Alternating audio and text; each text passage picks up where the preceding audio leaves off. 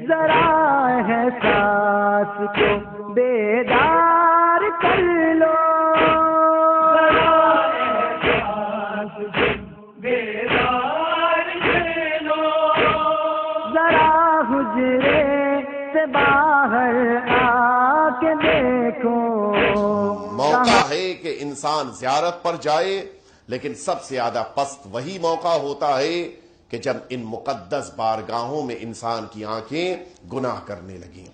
لہٰذا ہمیں توجہ دینی، میرا وقت پورا ہو گیا، ہمیں پوری توجہ دینی چاہیے کہ معصومین کی بارگاہ میں ہماری نگاہیں پوری طرح سے محفوظ رہیں، اس لیے کہ اہل بیت اطہار کو یہ بات بے پناہ پسند ہے۔ میں عرض کروں کہ اہل بیت اطہار کے چاہنے والوں کی روش بھی یہی ہے کہ انسان پردے کا لحاظ کرے۔ آیت اللہ العظمی آقائے سید علی حسینی سیستانی حفظہ اللہ تعالی، آپ سبھی نے ان کا نام سنا ہے۔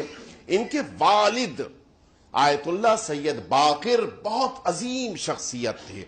مشہد مقدس میں قیام، میں جلدی اس لیے عرض کر رہا ہوں کہ وقت میرے پاس کم بچا ہے۔ مشہد مقدس میں قیام،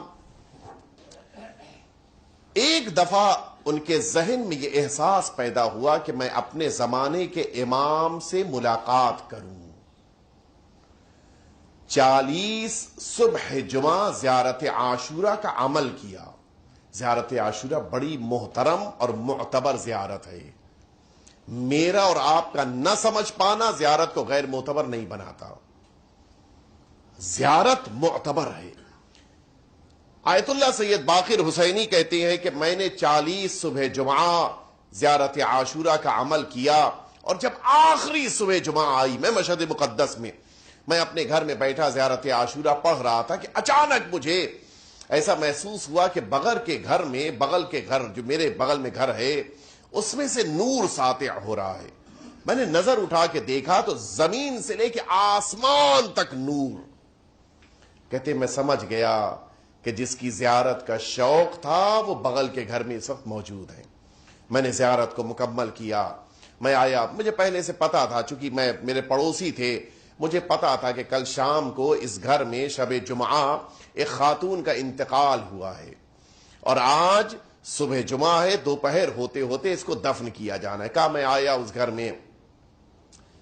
میں نے اس پڑوسی سے دریافت کیا کہ کیا پروگرام ہے، کب دفن۔ میں اس لیے کر رہا تاکہ اندر جانے کا موقع مل جائے۔ کچھ دیر کے بعد میں نے اس سے کہا کہ کیا تم اجازت دیتے ہو کہ میں جاؤں تمہاری ماں کے میت کے پاس کھڑے ہو کہ کچھ قرآن پڑھوں، کچھ سورہ فاتحہ؟ کہا ارے سرکار بسم اللہ، آپ اگر قرآن پڑھ دیں گے تو بہت بڑی بات ہے، جو خود آیت اللہ تھے۔ کہ اس نے مجھے اجازت دی اور لا کے مجھے اپنی ماں کے اس کمرے میں کہ جہاں پر ان کی میت رکھی تھی پہنچایا۔ وہ دروازے سے واپس چلا گیا۔ میں جیسے ہی اندر داخل ہوا، میں نے دیکھا کہ جو زمانے کا امام، کائنات کی روح اس کمرے میں موجود ہے۔ میں آگے بڑھا، میں نے آقا کو سلام کیا، آقا نے سلام کا جواب دیا، گفتگو شروع ہوئی۔ پوچھا سید باقر کیوں مجھ سے ملنا چاہتے تھے، کیوں اتنی مشکل، کیوں زحمت کی؟ کہ آقا صرف آپ کی زیارت کا شوق تھا، کسی اور کام سے نہیں، صرف اور صرف آپ کی زیارت کرنے کا شوق۔ جواب سنیں گے؟ امام فرماتے کہ باقر کیوں اتنی زحمت میں خود کو ڈالا؟ اگر تم اس خاتون جیسے با کردار بن جاؤ میں خود ملنے کے لیے آؤں گا۔ ایک دفعہ مل جل کے صلوات بھیج دیں آپ حضرات۔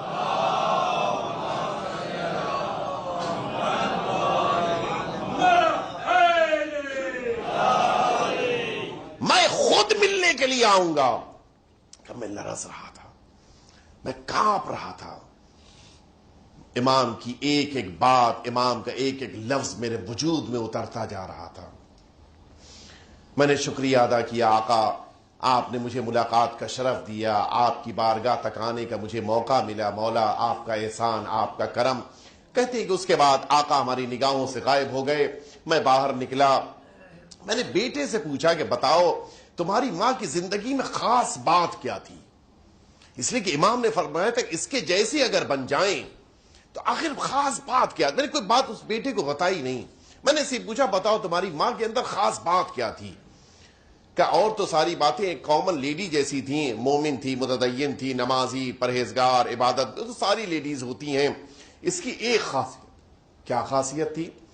کہ جب سے شاہ نے، ایران کے شاہ نے، جب سے شاہ نے یہ پابندی عائد کی تھی کہ کوئی بھی عورت اپنے گھر سے حجاب کے ساتھ نہیں نکلے گی، کہ اس دن سے آج 7 سال ہو گئے میری ماں نے دہلیز سے باہر قدم نہیں نکالا تھا.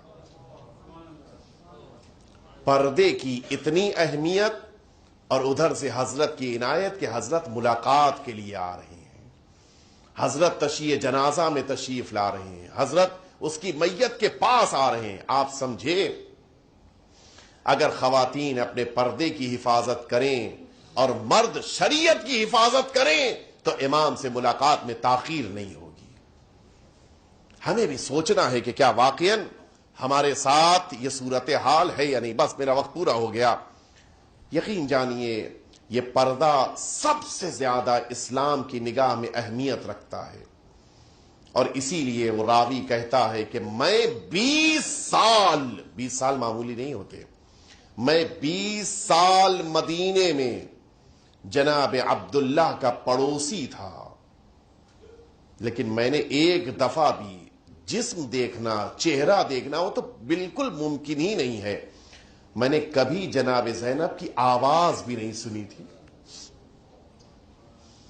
جس بی بی کی یہ عظمت ہو، جس بی بی کا یہ وقار ہو کہ جس کی آواز بھی پڑوسی نہ سنے. آپ سنیں گے عزاداروں، جس موقع کے اوپر مدینہ طیبہ سے یہ قافلہ نکل رہا تھا، لکھا ہے، راوی کہتا ہے کہ میں جس موقع کے اوپر مدینے میں داخل ہوا، یہ وہی دن تھا کہ جس دن حسین مدینہ چھوڑ کے جا رہے تھے. کہتا ہے کہ سارے راستوں کو بند کر دیا گیا تھا، اور یہ پابندی تھی کہ کوئی بھی کوچے بنی ہاشم کی طرف نہ جائے.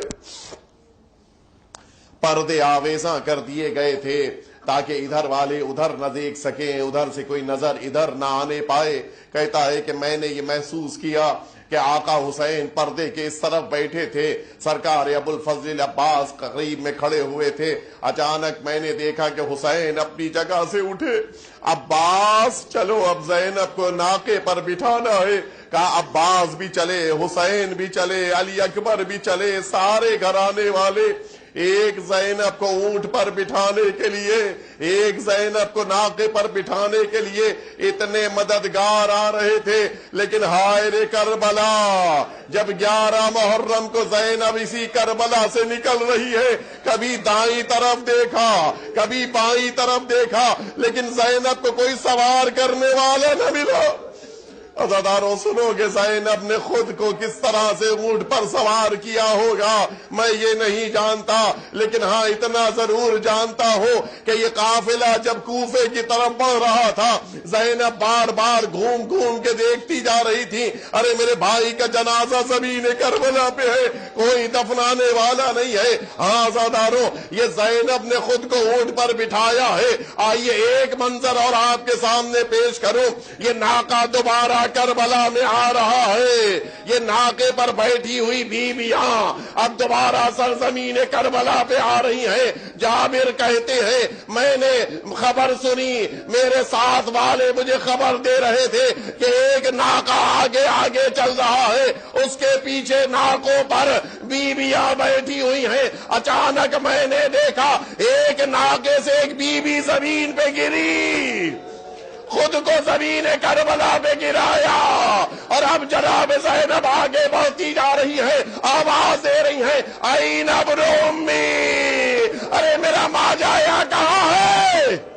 عزاداروں آپ میں سے بھی بہت سے ایسے ہیں جو سرزمین کربلا پہ پیدل وارد ہوں گے، لیکن آپ کا وہ انداز نہ ہوگا جو ارباب مقاتل نے لکھا ہے، زینب گھٹنیوں کے بل چلتی ہوئی حسین کی لحد کی طرف آگے بڑھ رہی ہے. عزاداروں زینب اپنے بھائی کی لحد پر پہنچی تھی.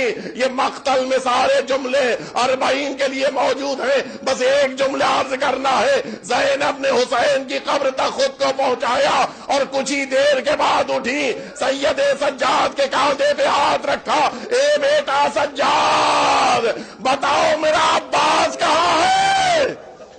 آئی سرکار وفا کی لحد کے اوپر آئی. آنے کے بعد زینب نے خود کو لحد پہ گرایا.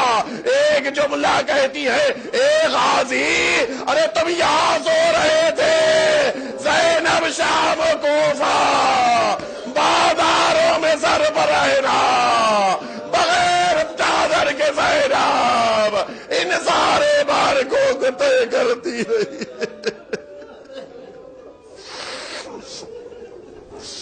الا لعنت اللہ علی القوم الظالمین وسيعلم الذين ظلموا أي منقلب ينقلبون. إلهي بحق الزهراء وأبيها وبعلها وبنيها والسر. کہاں ہو عابد شب زندگارو